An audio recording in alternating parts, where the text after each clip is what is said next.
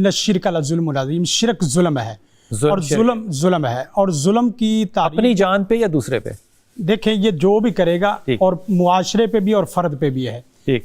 اور ظلم کیا ہے؟ وضع الشیء فی غیر محلی، ٹھیک، اصل چیز کا اس کا اصل مقام نہ دینا. اس کی دو شکلیں ہو سکتی ہے.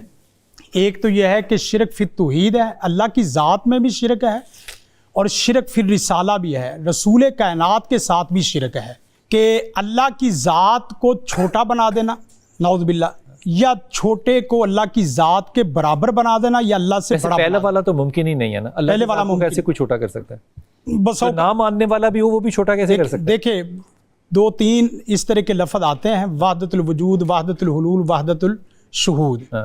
اس میں ایک نظریہ یہ ہے کہ بندہ عبادت ریاضت کرتے کرتے اتنے آگے مقام پہ چلا جاتا ہے کہ اللہ اس میں حلول کر جاتا ہے. لیکن یہ فلسفے کا ہے، فلسفے کا نہیں، نظریہ تو ہے نا. شرک جو ہے نا وہ شاہ صاحب جو ہے نا وہ 5 چیزیں، اللہ کی ذات میں شرک فی ذات، کسی کو شامل کرنا. ہاں، شرک فی الاسماء، اللہ کے اسماء میں.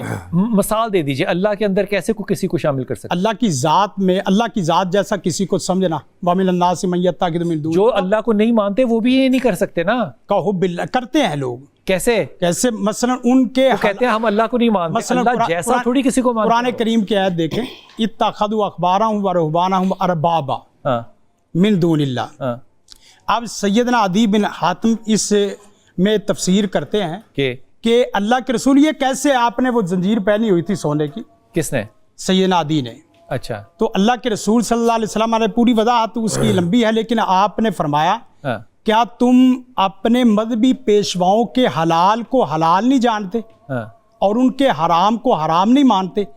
گویا کہ کسی کے حلال کو حلال جاننا، کسی اللہ کے غیر کو، غیر اللہ کو، غیر اللہ کا، یعنی کہ کسی سے عقیدہ لینا بھی پھر شرک ہوگا. عقیدہ صرف قرآن و سنت سے ہے، اور کسی سے کوئی شخص یہ کہتا ہے کہ میں قرآن اور سنت سے نہیں لیتا عقیدہ، ساری کہتے ہیں. دیکھیں دعویٰ دلیل پر مبنی ہوتا ہے، اور دلیل صرف 2 چیزوں کا نام ہے، قرآن اور سنت.